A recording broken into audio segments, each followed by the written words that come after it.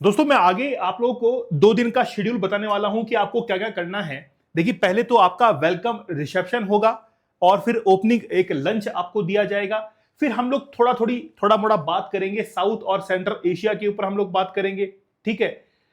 इसके बाद में किस लिए मिल रहे हैं कीनोट जो है वो दिया जाएगा। ईरान यूएस वॉर के बारे में थोड़ा सा बात कर लेंगे और फिर कॉफी वॉफी पियेंगे हम लोग। कॉफी पीने के बाद वापस से हम लोग ये बात करेंगे कि यार आखिरकार भारत और पाकिस्तान के बीच में टेंशन्स क्यों खत्म नहीं हो पा रही हैं, इसके बारे में हम लोग बात करेंगे। फिर वापस से एक काम करते हैं, डिनर करते हैं और एक दिन का शेड्यूल हो चुका है। वापस से अगले दिन मिलेंगे और अगले दिन मिलकर हम लोग बात करेंगे कि यार पानी की क्या समस्या है। और जैसे हम लोग बात करेंगे उसके बाद में कॉफी पियेंगे। कॉफी पीने के बाद वापस से हम लोग बात करेंगे कि आखिरकार आतंकवाद इतना क्यों फैल रहा है। फिर से हम लोग लंच करेंगे। फिर हम लोग बात करेंगे अफगानिस्तान के ऊपर कि आखिरकार अफगानिस्तान और रीजनल सिक्योरिटी क्या है। फिर हम लोग एक काम करेंगे, वापस से कॉफी पियेंगे। ठीक है। और फिर हम लोग बात करेंगे आखिरकार भारत पाकिस्तान के बीच में क्या क्राइसिस है। तो ये जो है शेड्यूल है आप लोगों का 2 दिन का। तो चाय कॉफी नाश्ता डिनर सब कुछ हम लोग करेंगे। ये आप लोगों के लिए नहीं है, ये एक्चुअली में भारत और पाकिस्तान का ट्रैक 2 डायलॉग है। अब ये ट्रैक 2 डायलॉग क्या है उसके बारे में हम लोग पहले समझ लेते हैं। देखिए भारत और पाकिस्तान ऑफिशियली जब कभी भी मिलते हैं तो ऑन मीडिया हाईलाइटेड रहता है कि आखिरकार क्या बातचीत चल रही है, कौन से मुद्दों पर बातचीत की जा रही है। लेकिन बात यह है कि अगर ट्रैक 2 मुलाकात के अंदर ऐसे लोगों को आपस में मिलाया जाए जो अपनी मन की बात करें, जैसे प्रधानमंत्री नरेंद्र मोदी जनता से मन की बात करते हैं, वैसे ही ऐसे ऑफिशियल्स को मिला दिया जाए और वो अपने मन की बात करें और कहें कि कम से कम यहां तो सच बोलो कि पहलगाम अटैक तुमने करवाया था कि नहीं करवाया था। पाकिस्तान कहेगा कि हाँ यार थोड़ा मोड़ा हम भी करवा लेते हैं। तो ऐसी बातें, इंटरनल बातें जो है वो की जाती हैं और इसी को लेकर 2 टॉक्स की गई हैं, नॉन ऑफिशियल मीटिंग्स, जिनको न्यूट्रल लोकेशंस के ऊपर हाल ही में कंडक्ट करवाया गया है 23 और 24 जून को, लेकिन रिवील नहीं किया गया। फिर भी कुछ मीडिया पर्सनल जो थे उन्होंने इसको ट्रैक 2 डिप्लोमेसी का नाम दिया और बात कर रहे हैं कि आखिरकार हम लोग बैक जो चैनल है इससे कैसे प्रॉब्लम्स को सॉल्व कर सकते हैं। अच्छा, जब भी कभी भारत पाकिस्तान के बीच में बातचीत होगी तो न्यूज चैनल पर सब पे दिखाया जाएगा, लेकिन बात यह है कि एक ऐसी मीटिंग कंडक्ट करवाई जाए जो कि उन लोगों के बीच में हो जो कि नॉन ऑफिशियल्स हैं। ना तो कोई उसमें प्रेजेंट के कोई अधिकारी होंगे, ना कोई मिनिस्टर्स होंगे। ऐसे लोगों को शामिल किया जाएगा जो कि राइटर्स होंगे, पत्रकार होंगे, या फिर ऐसे लोग जो कि रिटायर्ड हो चुके हैं, आर्मी को सर्व कर चुके हैं, एडमिनिस्ट्रेटिव सर्विसेज को सर्व कर चुके हैं, उनकी मुलाकात करवाएंगे। भाई आपस में तुम लोग बातचीत करो और फिर तुम्हारा जो भी कंक्लूजन निकलता है उसकी रिपोर्ट हमको बनाकर दे देना। और तुमने जो डिसाइड किया वो किसी को पता भी नहीं लगेगा, और तुमने जो डिसाइड कर लिया वो ऑन पेपर ऑन रिकॉर्ड भी नहीं आएगा। बस ये मान के चलिए चाय पीते पीते बात करनी है और कोई भी प्रेशराइज तरीके से कोई भी बात नहीं होगी कि इसको इंप्लीमेंट करना है कि नहीं करना है। कोई रूल्स नहीं होगा, कोई रेगुलेशन नहीं होगा। मस्त होके बातचीत करो, एक होटल के अंदर रुके हुए हैं, जब इच्छा है तब बातचीत करो। ऐसा कहां पर हुआ?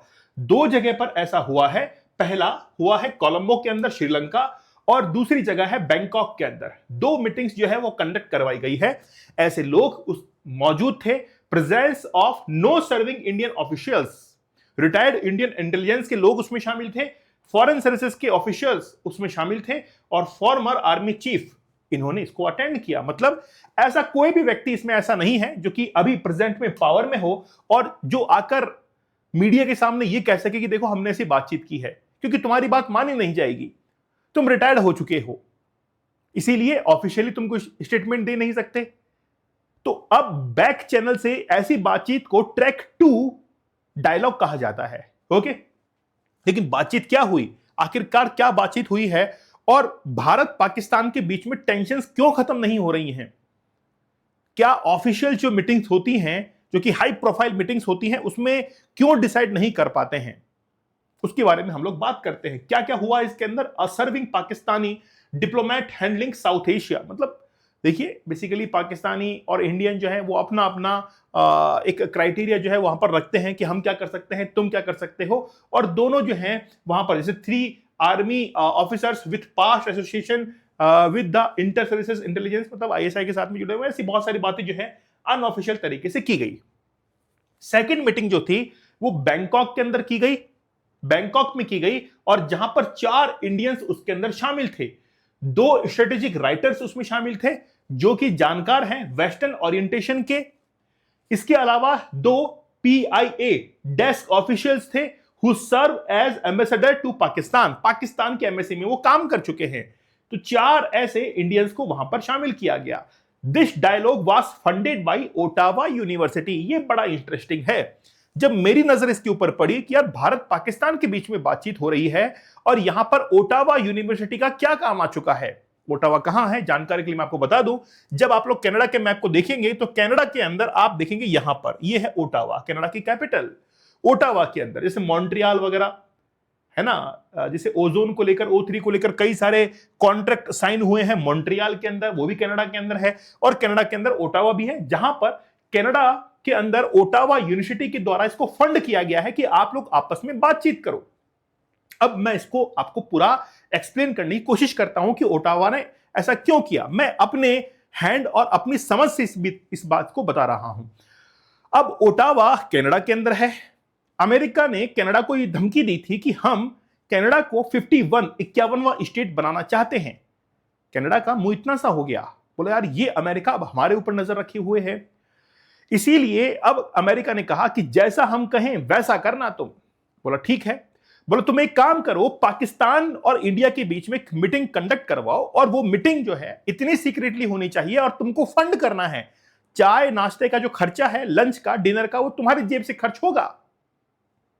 ओटावा को ये आदेश दे दिए गए।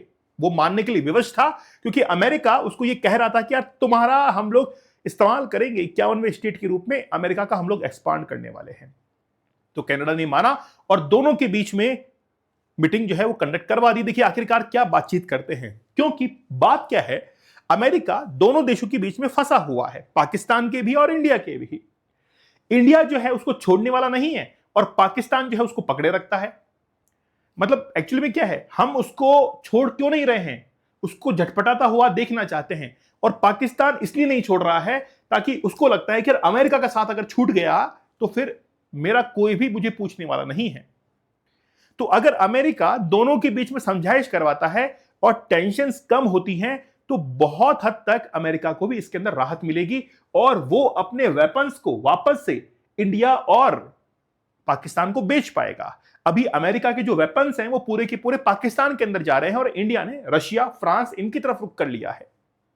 खासतौर पर रिसेंटली चाइना भी हमसे बात करने को तैयार हो गया है। तो जब ये सारी खबरें पहुंच रही हैं तो अमेरिका ये चाहता है कि यार हम लोग पाकिस्तान से भी दोस्ती करें और इंडिया से भी दोस्ती करें। इसीलिए कहीं ना कहीं ये रीजंस जो है यहां पर दिखाई पड़ते हैं। ये मेरे बिहाफ पर मेरा ही एक्सप्लेनेशन जो है आप लोगों तक मैंने पहुंचाया है। अब आखिरकार मीटिंग्स में क्या बातचीत हुई होंगी। पहली बात तो यह है, इंडस वाटर ट्रीटी जो सिंधु नदी जल समझौता है 1960 के अंदर हुआ था, जिसमें जो कुल 6 नदियां हैं इनमें से 3 का इस्तेमाल पाकिस्तान करेगा और 3 का इस्तेमाल इंडिया करेगा। इससे जितनी भी इलेक्ट्रिसिटी प्रोड्यूस होती है उसका इस्तेमाल इंडिया करता है। खासतौर पर भारत के अंदर जो बांध बने हुए हैं इन बांधों का इस्तेमाल और उससे बिजली बनाने का काम भी भारत ही करता है। लेकिन पाकिस्तान ने हमेशा से इसका ऑब्जेक्शन किया है। पाकिस्तान ये कहता है कि भारत जो है इस पानी को रोक देता है। जब भी पाकिस्तान को जरूरत होती है तो भारत जो है यहां पर बांध बनाकर इनको रोक देता है, जैसे सलाल डैम बना हुआ है। उसको लेकर ऑब्जेक्शंस आए। अब भारत ने ऑपरेशन सिंदूर के दौरान इनका भरसक उपयोग किया, बेहतर उपयोग किया। जितने भी डैम्स थे उनको पूरी तरीके से भरने दिया। जब वो पानी इकट्ठा हो गया और पानी इकट्ठा हो गया तो हमने ये कहा कि भाई सिंधु नदी जल समझौता जो था उसको हम तोड़ रहे हैं। हमारी तरफ से कोई समझौता नहीं है तुम्हारे साथ में, क्योंकि तुम लोग हो ही नहीं इस लायक कि हम तुम्हारे साथ में समझौता करें। तो जैसे ही हमने हमारे डैम्स को भर लिया, पानी ओवरफ्लो होने लगा, तो हमने वो गेट दरवाजे खोल दिए जिससे मुजफ्फराबाद पानी के अंदर बह गया। मुजफ्फराबाद आपकी जानकारी लिए बता दूं, पाकिस्तान ऑक्यूपाइड जो कश्मीर है उसकी राजधानी है। वो पानी के अंदर बहने लगा, लोग वहां से डी एस्केलेट होने लगे, पीछे डिस्प्लेस होने लगे और वो जो तमाचा है वो पाकिस्तान की गवर्नमेंट के ऊपर पड़ा। इसलिए पाकिस्तान ने फिर भारत के साथ में गुजारिश करना शुरू कर दिया कि भारत के साथ में बातचीत करो। लेकिन इंडस वाटर जो ट्रीटी है वो भी आज तक पूरी तरीके से अप्लाई नहीं हुई है। उसको ऑपरेशन सिंदूर के दौरान सस्पेंड कर दिया गया। तो मीटिंग में बातचीत हुई कि यार वापस से इसको ठीक करो। पाकिस्तान कह रहा है कि यार हमको इसका पानी चाहिए, हमको वापस से इंडस वाटर ट्रीटी जो है इसको रिज्यूम करना है। भारत कहता है कि यार तुम्हारी हरकतें देखकर लगता नहीं है। फिर दूसरी बात की गई पहलगाम अटैक की। अनऑफिशियल तरीके से पूछा गया भाई तुमने करवाया था क्या? बताओ भाई, अब तो बता दो। यहां पर तो हम लोग चाय कॉफी पर मिल रहे हैं, बताओ भाई तुमने करवाया था क्या पहलगाम अटैक?